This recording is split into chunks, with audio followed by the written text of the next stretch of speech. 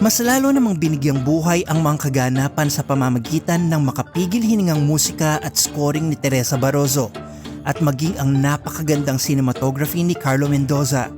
Slow burn ang pelikulang ito, ngunit ang bawat eksena ay punong-puno ng tensyon, kaya naman nagiging kapanapanabik kung ano ang mga susunod na magaganap. Ang bawat eksena ay animoy laging may pagbabadya ng paparating na panganib o trahedya dahil sa paglalapat ng mga epektibong musika at tunog.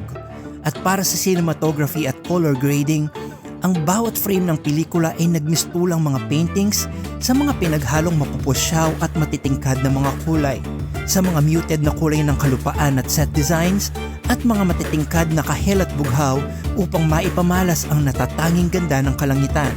And with this stylistic choice, ramdam mo kung gaano kainit, kalagkit at kalupit ang mundong ginagalawan ng bawat tauhan.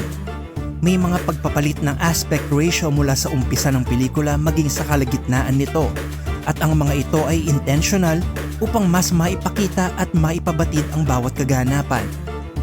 Pagdating naman sa production and set design, sinigurado ng buong team na period accurate ang bawat costumes.